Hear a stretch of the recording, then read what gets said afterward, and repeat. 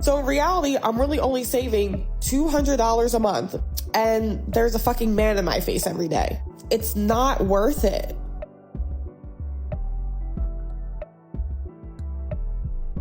It doesn't make sense for a lot of women to go 50-50, and I'll use me as an example. I live in a studio apartment in Central Phoenix. I pay about $13.50 a month, and that includes utilities, taxes, rent, all that jazz. The only thing it doesn't include is electricity and Wi-Fi. If I find a guy I really fuck with and I really like, and we move in together, we would have to get at least a 2-bedroom, 2-bathroom apartment. Now you're like, why do you need a 2-bed, 2-bath? If you've ever lived with a man, if you had brothers, a dad, you know that you want your own bathroom.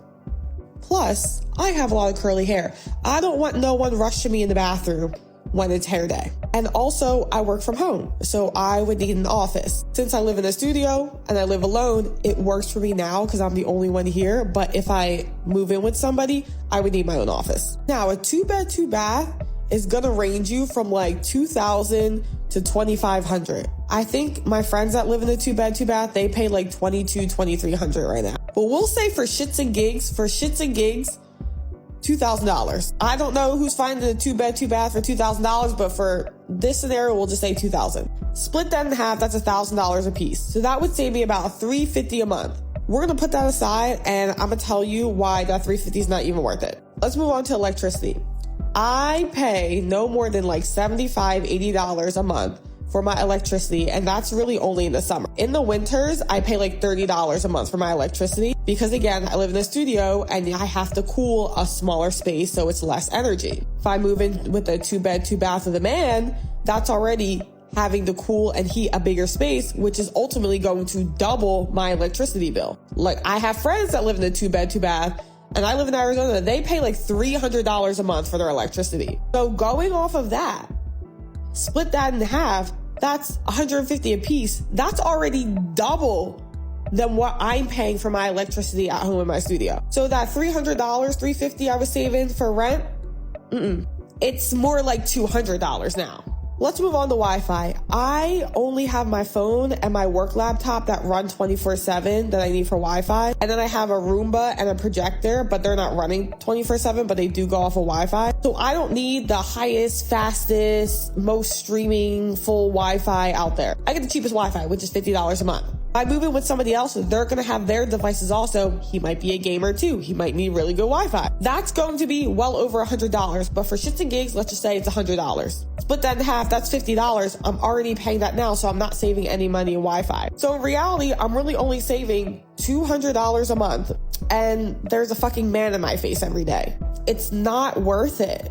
The math doesn't math. Like, these men try to convince you that, like, oh, like, even if you go 50-50, like, you're going to be saving a bunch of money. But in reality, you're not, because you have to ultimately move into a bigger space, and it's going to be more for electricity, more for Wi-Fi, and I still have to pay like my phone bill and my car. So in reality, it does not benefit me to move in with a man unless he's paying majority of the bills. And if you come to me and you're like, Zena, no, there's a way that I can save you like $600, $700 if you move in with me.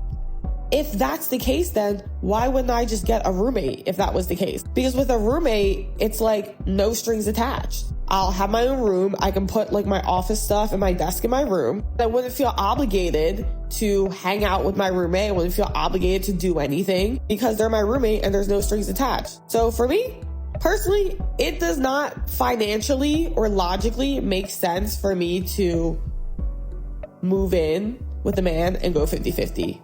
And that's why I never will. The reason why a man will probably not move in with you, you talk too much. First of all, let's get down to whatever girl math she did. I think people are really misunderstanding the concept of 50-50. Let me just use her for an example.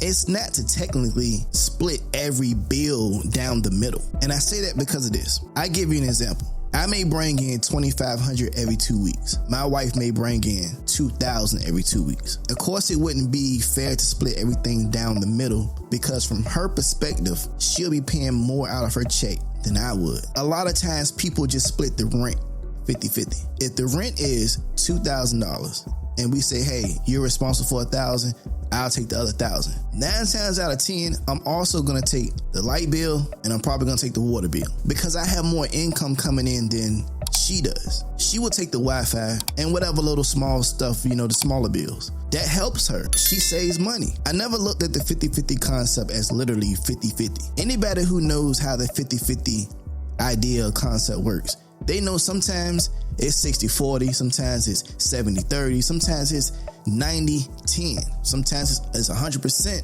sometimes it's 0. It's never always 50-50. I don't think it's ever been a time where it was actually literally 50-50 down the middle. 50-50 concept is for us both to come together and figure out which works for us. If my rent is $1,350 and I say, hey, I'll take the rent, you just take the other bills. So all you have left is your light bill, your water bill, your Wi-Fi, internet bill. You're saving more money than I'm saving, and I've done that. It's been times where I've just literally paid just the rent, $1,350, whatever, and my wife will pay the other small bills, light bill, water bill, internet bill, car insurance, and still does not equal to how much I pay in rent.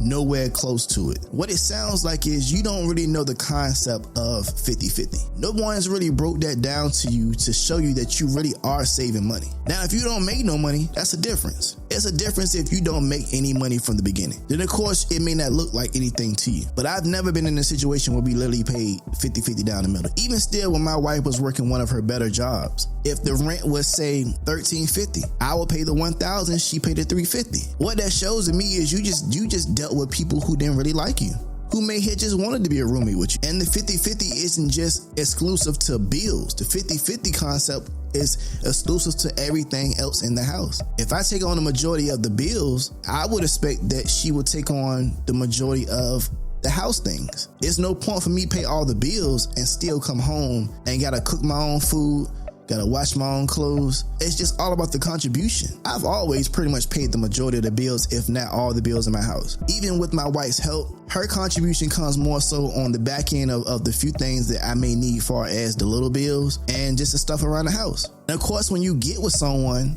some bills do go up, but if you know how to regulate your bills like you're supposed to, then you really won't see a drastic difference in your bills. Sometimes my water bill will go up $10, $15 and I say, hey, all right, let's cut back on some water.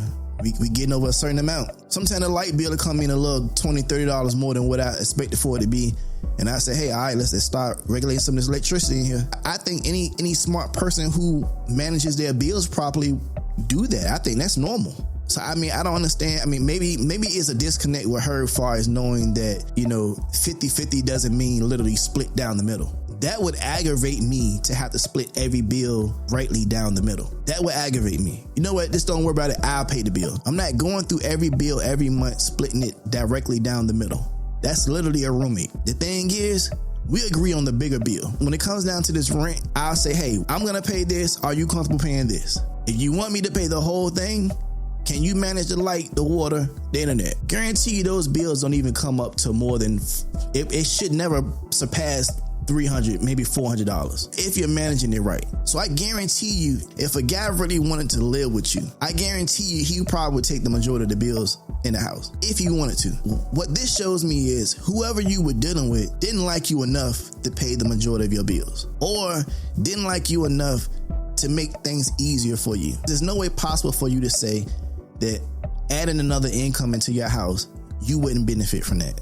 That's nonsense, because technically it's a way for you both to benefit. It's just all on who you choose to do this with. If you're choosing to do this with someone who's not trying to really take the weight off of you, and I do feel like men are supposed to take the majority of, the responsibility, then like I said, the guy must not really be that into you. Because as a man, it's our job, if not to pay all, to pay the majority. At the end of the day, you must just haven't came across a person who you both share the same mutual interest in, because two people that really want to be with each other will make it work some kind of way. And like I always tell people, don't worry about anybody else. Do what works for you. It's not the concept of 50-50 that doesn't work. What works is balancing each other out. If I don't have it, would you have it? And if you don't have it, then I got it. And if you can't figure that out, then that's just not the person for you.